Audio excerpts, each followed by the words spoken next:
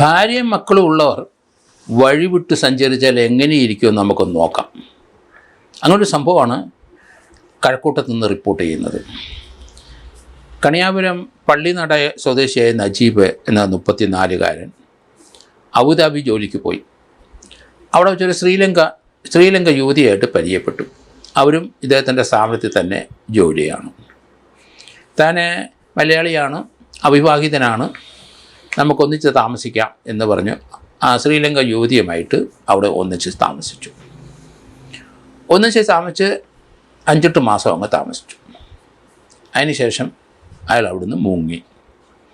അയാൾ കണിയാപുരത്ത് തൻ്റെ വീട്ടിൽ വന്നു. പള്ളിനടയിലെ തൻ്റെ വീട്ടിലെത്തി. പെൺകുട്ടി അവിടെ 8 മാസം ഇവർ ഒന്നിച്ച് താമസിച്ച ശേഷം ഇപ്പോൾ ഗർഭിണിയായപ്പോൾ അവൾ ഇയാളെ തപ്പി തിരുവനന്തപുരത്തെത്തി. തിരുവനന്തപുരത്ത് നിന്ന് ഇയാളെ വീടും അഡ്രസ്സൊന്നും അറിയില്ല, കള്ള അഡ്രസ്സൊക്കെ ആണല്ലേ കൊടുക്കുകയുള്ളൂ, രഹസ്യമായിട്ട് ഒന്നിച്ച് താമസിക്കുകയല്ലേ. അയാൾ പോത്തങ്കോടും ഈ സ്ത്രീ പോത്തങ്കോടും മംഗലാപുരം കഠിനംകുളമൊക്കെ അവിടെ എവിടെയാണ് വീടെന്ന് പറഞ്ഞാൽ അവിടെ തപ്പി നടന്നു, ആളെ കണ്ടെത്തി. തുടർന്ന് നജീബ് ഇവളെ ഒഴിവാക്കാൻ വേണ്ടി പോത്തങ്കോട്ട് ഒരു വീട് വാടകയ്ക്കെടുത്ത് അവിടെ താമസിപ്പിച്ചു. അവളെ സ്വീകരിക്കാം, കുഴപ്പമില്ല.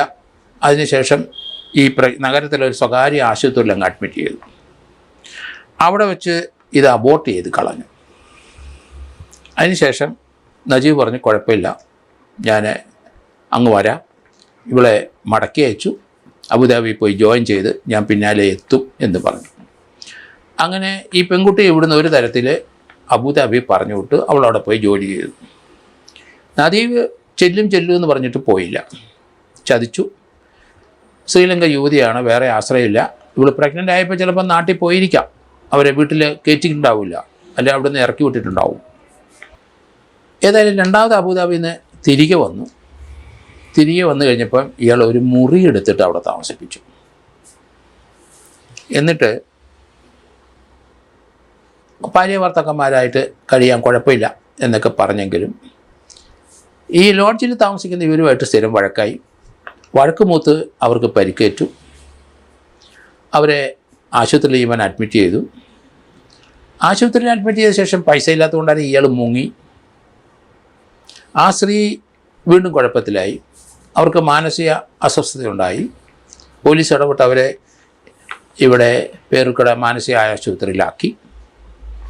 അവിടുന്ന് അവരെ അസ്വസ്ഥതകളെല്ലാം മാറിക്കഴിഞ്ഞപ്പോൾ അവിടുന്ന് ഡിസ്ചാർജ് ചെയ്തപ്പോൾ അവർക്ക് എവിടെ പോകാൻ? അവർ വീണ്ടും കഴക്കൂട്ടത്ത് വന്നു. അവിടുത്തെ പോലീസ് സ്റ്റേഷനിൽ പരാതി കൊടുത്തു. പോലീസ് സ്റ്റേഷനിൽ നജീബിനെ കണ്ടെത്തി വിളിപ്പിച്ചു. നജീബിൻ്റെ ഭാര്യയും ബന്ധുക്കളും എല്ലാം കൂടെ ചേർന്നാണ് പോലീസ് സ്റ്റേഷനിൽ വരുന്നത്. അപ്പോഴാണ് ആ പെൺകുട്ടിക്ക് ഇയാൾ കല്യാണം കഴിച്ചതാണെന്നും ഇയാൾക്ക് ഭാര്യയുണ്ടെന്നും ഒക്കെ മനസ്സിലാകുന്നത്. ചതിയായിരുന്നു തന്നോട് കാണിച്ചത് എന്ന് ആ കുട്ടിക്ക് മനസ്സിലായി. എന്ത് ചെയ്യാനൊക്കും? അവർ ഇപ്പോൾ ഇയാളെ തപ്പി നടക്കുകയാണ്. ഇയാൾ മുങ്ങിയിരിക്കുന്നു. ഇയാൾ എങ്ങോട്ട് പോയെന്നറിയത്തില്ല. അയാളുടെ ഭാര്യയുടെ വീട്ടിലോട്ട് പോകാൻ ഒക്കില്ലായിരിക്കാം. എന്തായാലും അവർ അനാഥരായി കഴക്കൂട്ടത്ത് ഉണ്ട് എന്നാണ് മനസ്സിലാകുന്നത്. എന്ത് ചെയ്യണമെന്ന് അവർക്കറിയില്ല. ഈ ആളെ നജീബിനെ ഇപ്പം കാണാനുമില്ല. അയാൾക്ക് ഇവരെയും കൂടെ സംരക്ഷിക്കേണ്ടി വരും. കാരണം അവർ വിട്ടുപോകുന്ന ലക്ഷണങ്ങളൊന്നുമില്ല. നിയമവിരുദ്ധമായി അല്ലെങ്കിൽ ഇല്ലീഗലായ ഒരു പ്രഗ്നൻസി അബോർട്ട് ചെയ്ത് കളഞ്ഞു, അതിൽ നിന്ന് രക്ഷപ്പെട്ടു.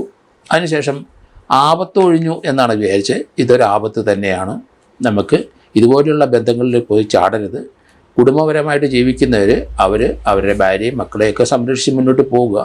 ഇതുപോലെയുള്ള ബന്ധത്തിൽ ചെന്ന് ചാടിക്കഴിഞ്ഞാൽ തൻ്റെ കുടുംബവും അവരുടെ കുടുംബവും ഒക്കെ നാമാവശേഷമാകും. അത് തന്നെയല്ല, പലരും മറ്റു ചില ജീവിതം അവസാനിപ്പിച്ചൊക്കെ പോകുന്നത് നമ്മൾ കാണാറുണ്ട്. അതുകൊണ്ട് ഇങ്ങനെയുള്ള കാര്യത്തിലൊന്നും എടുത്തു ചാടരുത്. കാരണം ഭാര്യയും മക്കളും ഒക്കെ ഉള്ളവർ വളരെ സൂക്ഷിച്ച് വേണം ജീവിതം മുന്നോട്ട് കൊണ്ടുപോകാൻ. ഇതര ബന്ധത്തിൽ പോയി ചാടിക്കഴിഞ്ഞാൽ നമുക്ക് ഒരാശ്രയം എങ്ങും ഉണ്ടാകത്തില്ല. നമ്മൾ ഹതാശരായി ഡെസ്പറേറ്റായി അലഞ്ഞു തിരിഞ്ഞ് നടക്കേണ്ടി വരും.